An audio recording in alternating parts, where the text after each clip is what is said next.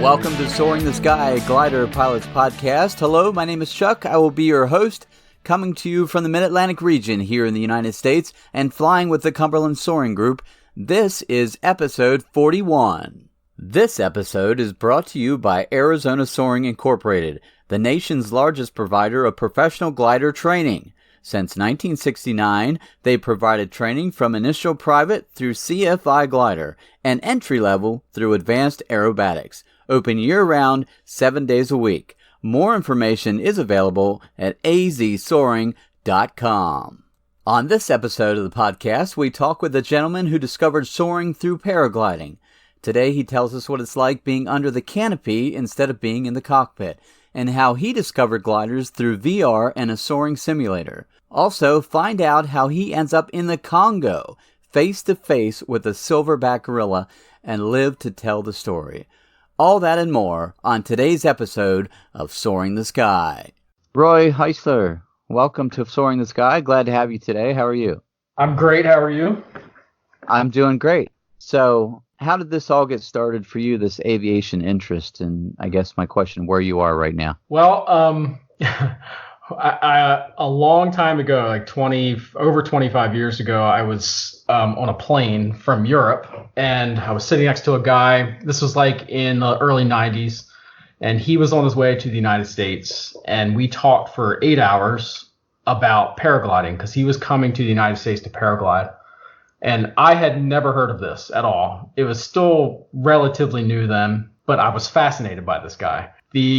And he was telling me everything he was doing, and it was great. But my issue was I was scared of flying in general. I was scared of general aviation. I was scared of all aviation, but I did it anyway. I flew everywhere in spite of the fear. So that started my interest then, and I've thought about it all the time since then, but I've always been scared of flying.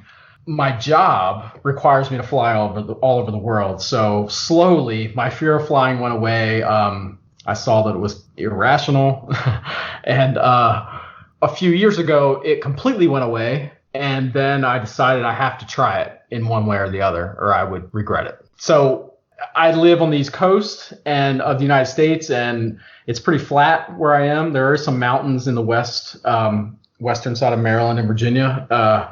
There are some paragliders there, so I started looking into around there. But then I decided, well, maybe I should try powered paragliding first. It's going to give me probably more flight time around here. And so I started looking at schools, and this was in 2014. And I went to paramotor school, and I was down there for about 3 or 4 days, the first 3 days of classes, a lot of kiting and a lot of controlling the wing and learning about weather. And then I had to go on a shoot in Tennessee during school, and I was going to come back and do my first solo flight. And I had actually ordered my equipment, so I was all in at that point.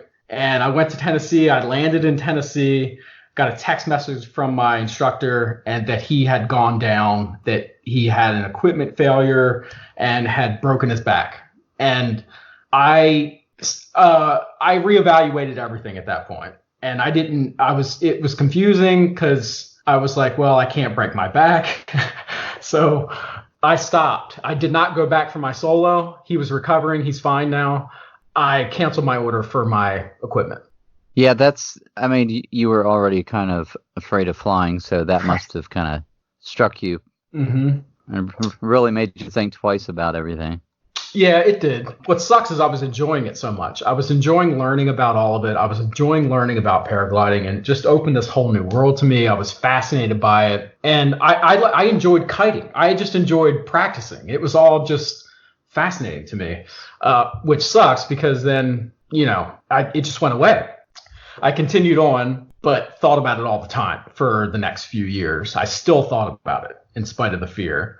And then I fast forward to last year, I said, well, I have to complete this. I'm not a person that doesn't complete things, especially because of fear. So I started looking up just free flight schools, just paragliding and not powered, because I figured I'd learn more about, pure flying and not, launching yourself up with a motor, but really learning to really control the wing more and then progress into power after that. So go through an entire school of paragliding and then go powered after that if I want to, and then do both. That was the plan. I talked to Chris Santacroce in Utah, and I'm sure a lot of people have heard of him. He's considered one of the best teachers, and we had a great conversation. I told him everything that happened, and he was very sympathetic to it, and he said he was going to take care of me. So I went out there this time last year. Actually, I think it was this week last year I was there. So I go to Utah. I go to Point of the Mountain where Chris is. It's Superfly Paragliding. I think that's what it's called. Yeah, Superfly is his name of his school. And he's amazing. I like him a lot. I go out there the first day and he gets you kiting. He puts a harness on you and puts a wing above your head immediately and has you kiting on the top of this hill. And, I could control it pretty well because I had a pretty good basis before from it. And it came back to me pretty quickly. So I progressed pretty fast that day, and he said, okay, we're going to go flying. He took me down. He takes you down to kind of the middle part of the hill and pushes you off, and pretty much he remote controls you all the way down through a headset. And and it's amazing just the subtleties of movements that make a difference when you're flying. So he pretty much directs you all the way down and into the flare at the end, and you land. And then we progressively went up to the next step and did it a little higher and did another flight. And so I did 4 flights, and we were up at the highest point at that point on the 4th flight. I go down and my radio goes out immediately. So I couldn't hear Chris at all, but I remained calm and just did what I did before and went down and landed. And when I landed, I was kind of like, okay, I thought there were 2 possibilities when I did this. When I finally flew, I thought there were 2 possibilities. I was going to love this and want to do it forever in spite of everything, or I was going to hate it and be terrified of it and never want to do it again. And when I landed on the 4th flight, I was completely in the middle. It was nice. It was fine. But I was kind of like, and then I really wasn't scared of it. It didn't scare me. I felt completely in control. So I went to Chris and I told him this, and, we pretty much decided that was it. Like he said, you can't really be in the middle. You have to kind of, you need some fear there to keep you alive, and you need the passion there to make it worth it. So, we decided that I was done at that point, which was even more confusing. Then I leave there even more confused, and because I knew I wanted to do this, but I didn't know what to do at this point. So I get home and then I start researching other modes of flight. And I'm actually a drone operator for work too, but I'm a cinematographer, so I also operate drones. And at one point they were requiring a pilot's license for a drone certificate, which is crazy. But I was going to do it anyway because, I wanted a pilot's license maybe anyway. And then they changed the laws. So I was researching all kinds of different ways of flight, and I came across Bruno Vassel's videos on YouTube. And I think you had him on the podcast, right? Yes, we have.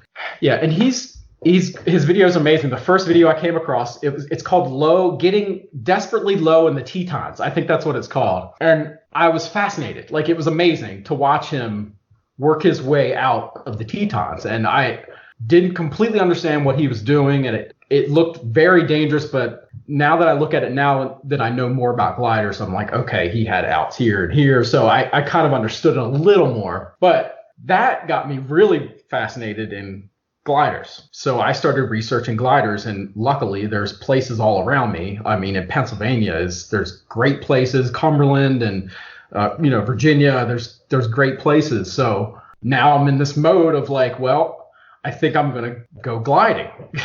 What better way to fly? Do you think so? Really? Do you agree with that? Of course. Yeah, I'm sure you do. But my luck continues because so I contact, what are they called? The Mid-Atlantic Soaring Association. And I think they're just north of me in Maryland, like an hour away from me.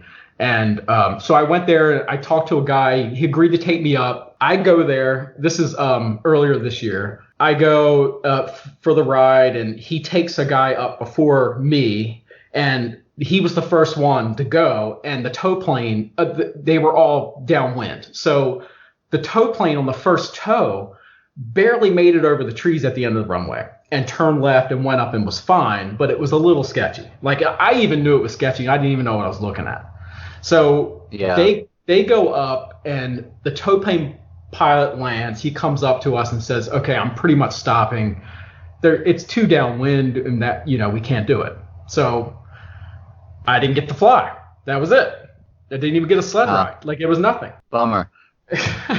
So I was like, then I was questioning that. Like I was like, am I just not meant to do this? Like, what am I doing? Like, am I just, everywhere I go, I feel like, is somebody telling me something, or do I overcome this and keep trying and do it? Like, am I crazy? It almost makes me crazy.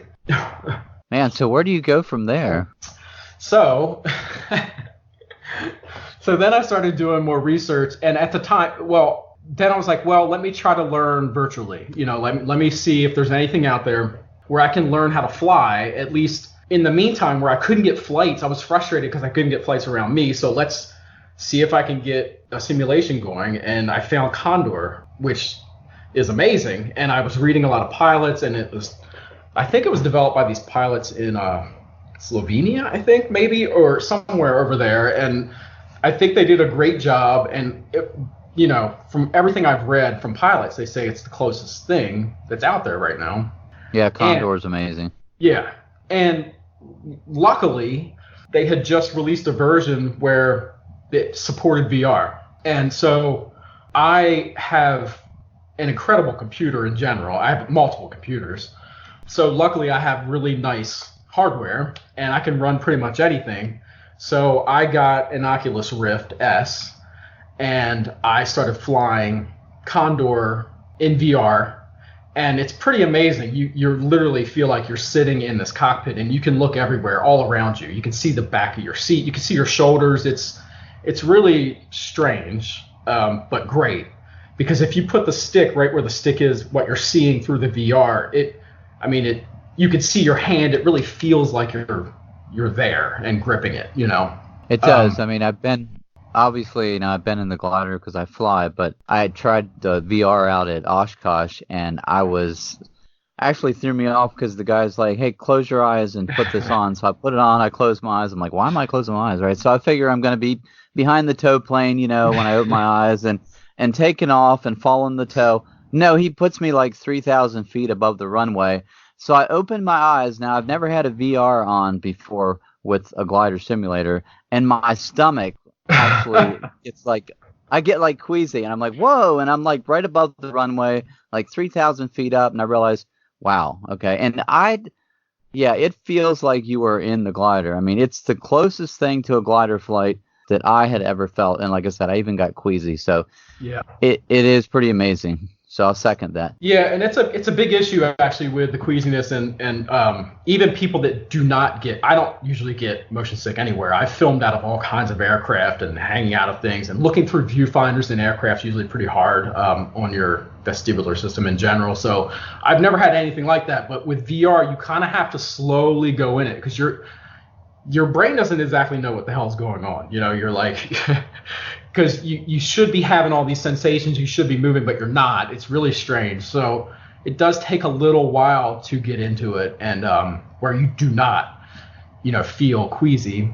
But it's really amazing. Like if the first thing I did was just bank into a thermal, and I remember just looking down at the ground, and I was like, felt like I was in a plane. It's very strange.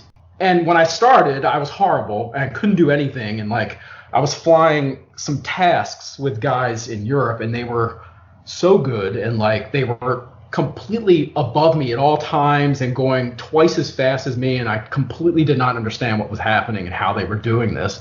But slowly, I started studying everything and flying over and over again in there, and now I've gotten a lot better where I can keep up with all these guys, and I've learned how to, So a good thing that I've done that might, if someone's out there that flies Condor, that I've discovered is guys are posting their flight paths, and you can actually download the actual flight as a ghost plane, and so the guys that have like, say they're in the Alps and they have a task set up in the Alps, and the fastest guy to fly that will upload his flight track, and you can download it into a ghost plane, and then you can fly with him and try to keep up with him on that task. So what was cool is I started doing that and started flying with him. And the first time I flew in with that ghost plane, I followed him right up into Wave, and I had never been in Wave anywhere. So I just followed him right into it, and we were up at like,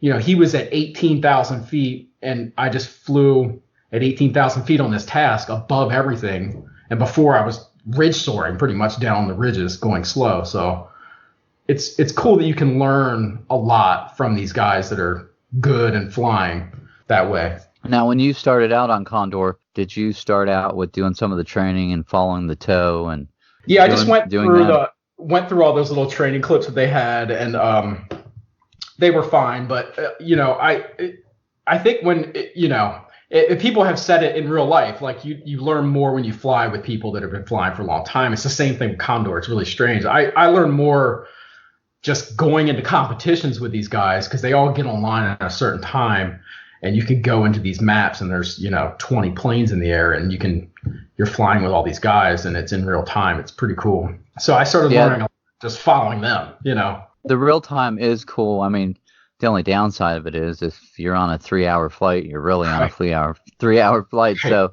you're sitting there on the computer for a while. But yeah, it's kind of wild, because if it takes you 20 minutes to get up there and release, that's what it takes you. I mean, it's an actual flight. It's cool. Yeah, it's cool. So I think I've learned a lot. My thing is now I need to get into a plane. I've been in a simulator way too long, and it's and I'm getting a lot of enjoyment out of the simulator. So now I know I have to enjoy the real thing, because I'm starting to understand it more. I'm starting to get, some nuances, but now I have no idea if that's going to translate into the real world. And I'm fascinated to see if it does at all. I feel like I've almost maybe developed bad habits, or I take turns or do things that I probably shouldn't do. So I'm interested to see how it translates. I know that Condor will help you a lot when you get into the actual glider. And yeah, obviously, I mean, there's things that you do on Condor and that I've done on Condor that I would never try in an aircraft, because it's just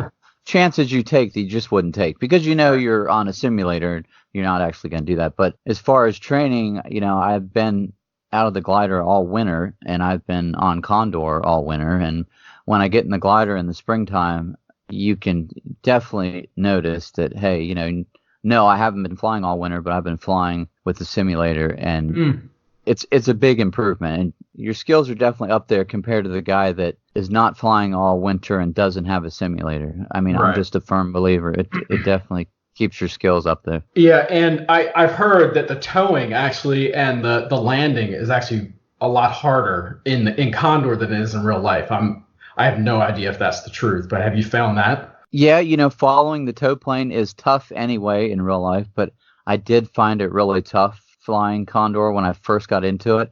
It was just real. I was like, why can't I follow this guy? I can do it in the glider. I can't. How come I can't follow him? And I finally got it. But yeah, I think it is actually a little tougher on Condor. Huh. I mean, but one of the reasons in the first Condor, now I'm not sure about the two, but I think, if I'm not mistaken, Condor 1 only had like a 100-foot rope rather than like 200. You can do like a 300, I think, in Condor 2. Yeah, so it makes a difference because all that stuff's happening quicker. You're right there, so I'm sure that made a difference. But yeah, I think it's pretty tough, and it's good because once you get in the glider, I think it's really going to help you. I need to get in a glider now. That's what I need to do, and of course it's winter now, so nobody around here is really flying. So I guess I have to travel. And so I'm planning on potentially going to Florida or somewhere, maybe Arizona, over this winter and get a flight. And then if that goes well, if something crazy doesn't happen I'll probably get there and every plane is down or something. I have no idea, but hopefully I'll be able to do it. So, I'll get there and they'll say, this has never happened before, something.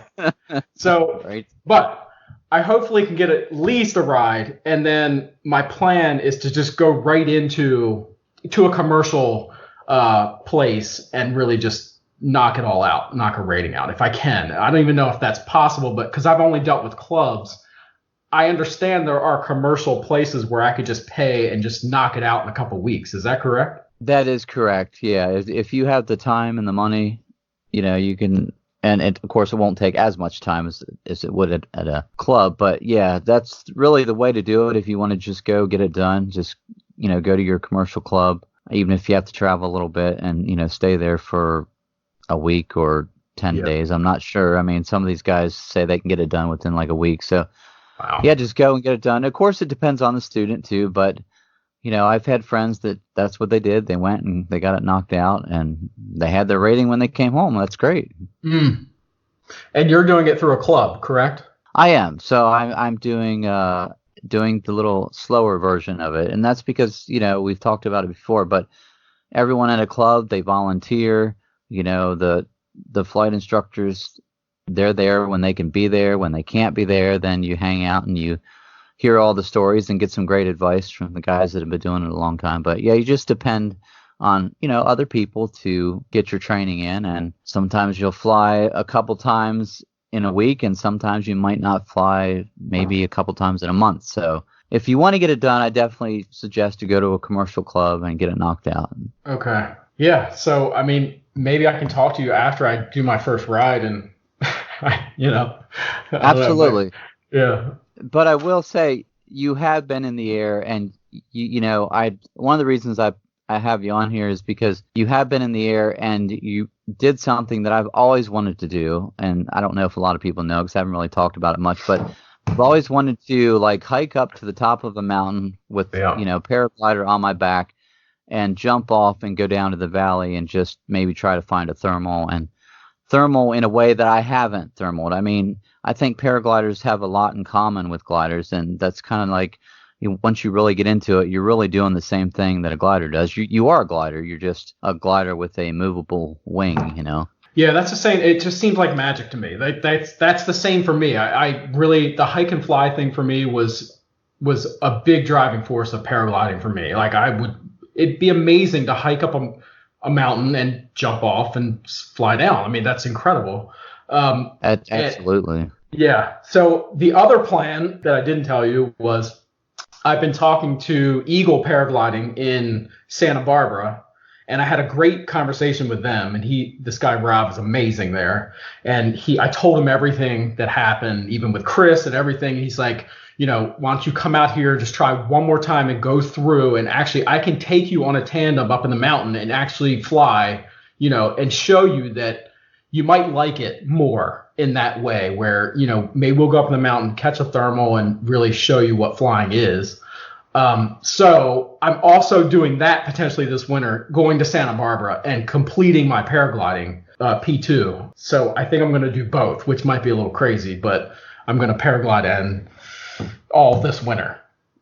Go for it. What better time to do it, right? I know, because I lose my mind around here in the winter, and then to be in Santa Barbara and flying towards the ocean would be pretty amazing, Because I'm not too far from you, so we kind of have close to the same winter. I mean, I'm a little higher up in elevation, but I'm over here, 100 miles out of DC. So, winters are not my favorite time of year the older I get. And then, since I got into flying, I definitely don't like winters much at all because I don't get to fly much.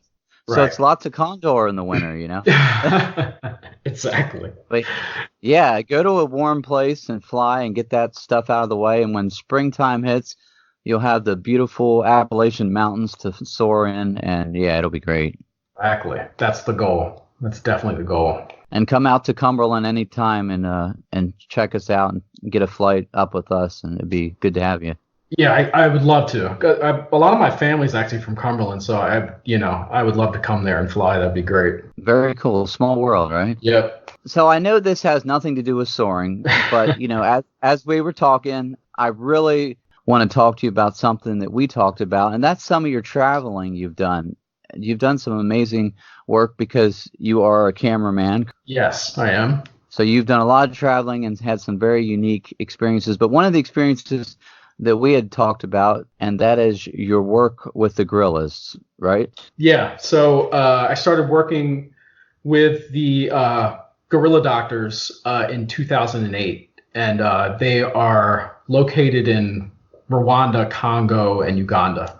And they're the doctors that take care of the gorillas. And it started with this very small thing that I offered to do for them. I met the head gorilla doctor, and he was this great guy. And I met another doctor that was on the board, and I did this really small PowerPoint thing for them. That was it. And then they liked it. They came back to me, and I said, look, if you really want, because they're a nonprofit, it's called the Mountain Gorilla Veterinary Project. So I said, if you really want people to donate money, they need to see you working with these gorillas on the ground. Let me come film you. Let me come film you on the ground with these gorillas. And he was like, let's go. And 3 weeks later, I'm in central Congo and Rwanda, with wild gorillas. It was pretty overwhelming because I'd never been anywhere in Africa. I'd never been in any developing country. I just said yes. And in spite of my fear, I was scared because it's Congo, and Congo is, kind of the Wild West. But Rwanda's amazing. But I was so unfamiliar with all of it, but I just jumped in and did it. And that turned into 7 years of going back there, back and forth, and filming all kinds of things for them, and just making small films that they would tour and they would talk and raise money and awareness. And they would one time I got a call and they said, okay, we're moving a baby gorilla from Rwanda with a helicopter into the Congo, and we're going to release them in the Congo in this big park, but we have to move them with a helicopter across the border. Do you want to film it? And I was like, yes. So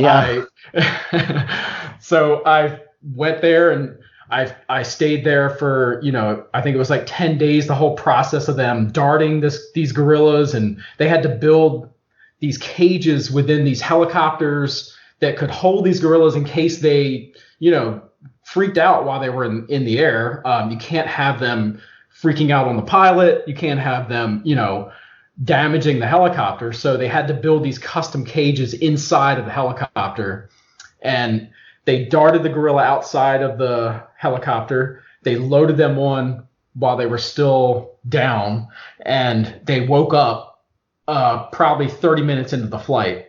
And I put a GoPro inside the cage so I could see the gorilla waking up.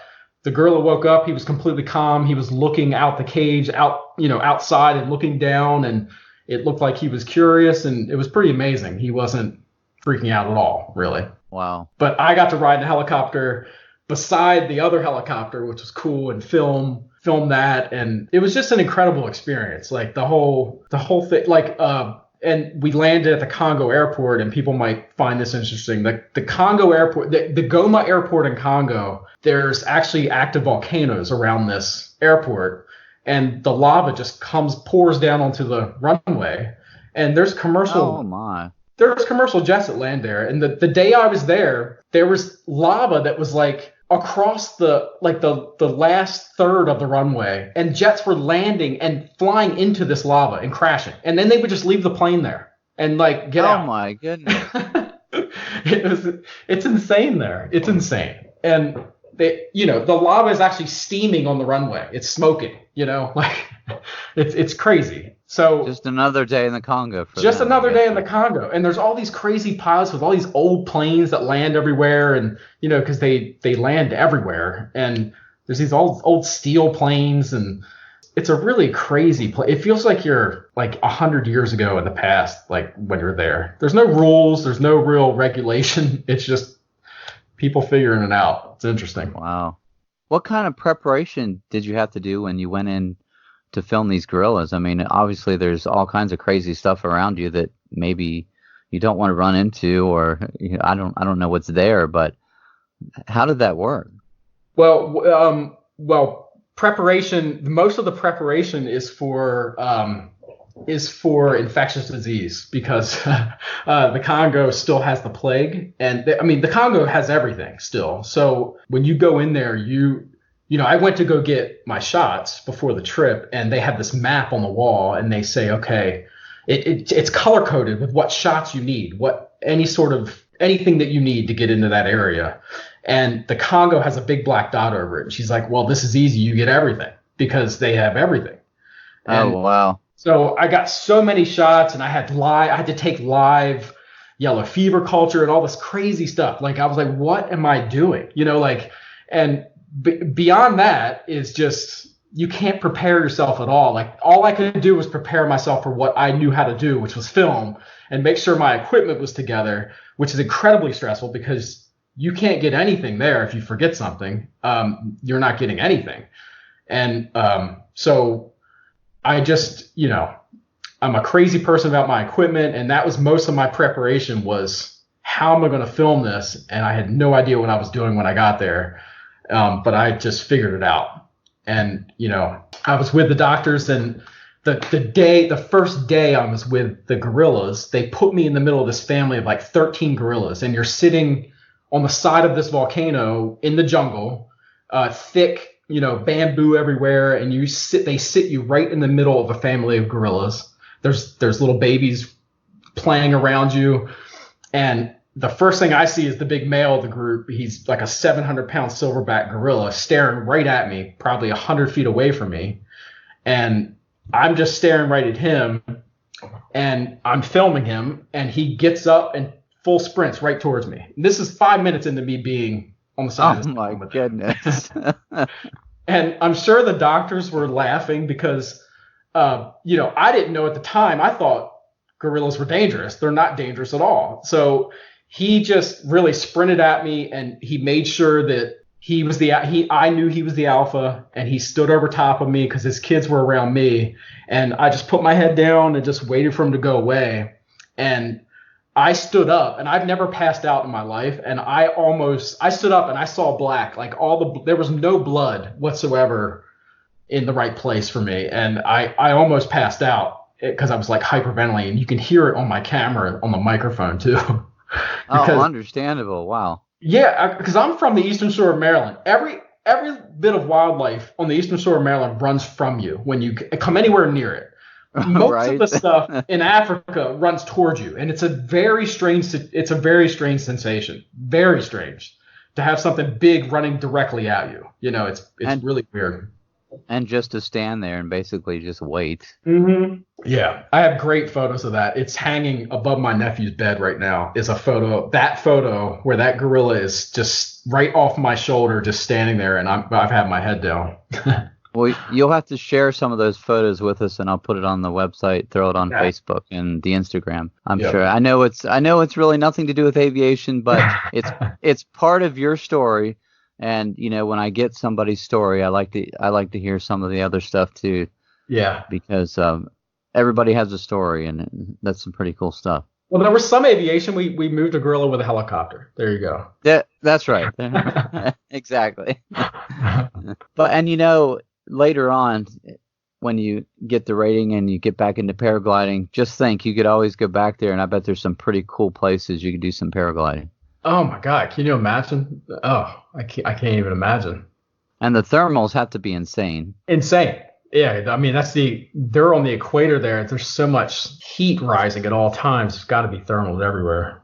So now your journey this winter will be you got some work cut out for you, but yeah, I know with Condor that's going to help you out a lot. So I think that's going to give you a head start, and definitely let me know how the paragliding goes, because that's kind of on my bucket list. I'd like to eventually do that. I like to run and hike anyway, so it's like, man, how cool would it be just to jump off right here? There's some places here in West Virginia that are actually absolutely amazing, and there's a couple lookout spots that I go to that have an amazing view in the Potomac, going through the mountains like a snake, and it's like, yeah, this would be a really cool spot to do some paragliding. Can't even imagine. I mean, it would be like magic to me, like a little piece of fabric over your head and that you've carried up on your back. It's really amazing that you can have an aircraft you can carry on your back. Yeah, that is amazing. Another form of soaring, but very, very cool. Yeah. Well, Roy, thanks for hanging out with us today. It's been great to talk to you, and I am looking forward to hearing what the future has for you. And yeah, take the winter off and go someplace warm and learn how to fly, right? Yes, and I just want to thank you for having a complete rookie on your show. That's pretty amazing of you. Thank you. Oh, absolutely. You have a cool story, and you definitely started out doing a different type of soaring, but it's like I said, very cool, and it's something I have interest in, and I know some other people will have interest. And I know there's some paraglider pilots out there that greatly appreciate it. So good to have you on the show for sure. Thanks, Roy. Great. Thanks a lot. Thank you for joining us for another great guest here on Soaring the Sky. Always great to have you along. If you haven't checked out all the episodes yet and you can't wait for a new one next week, feel free to check those out. We have quite a library build up now. I'm very thankful for all of you that have been a guest on the show, and of course, always thankful for each and every one of you as listeners. If you haven't checked out our website yet, there are some pictures on there of our previous guest pilots. Feel free to do that, and if you want some info on social media as well, Michelle is here to give you all that information. And of course, as always, another great place for some more information about soaring and maybe jumping in the cockpit and getting your first glider ride, finding your local club in your local area, ssa.org. And until next week, happy soaring! You can find us on social media. On Facebook, it's Soaring the Sky Podcast. On Instagram, it's the same. If you would like to say hi, just drop Chuck a line at chuck@soaringthesky.com, or you can send us a note on the website. That's soaringthesky.com. Also, if you're a pilot, we want to hear your story. Just send us an email and Chuck will get in touch with you. We hope you join us next week for another great guest and adventure on Soaring the Sky.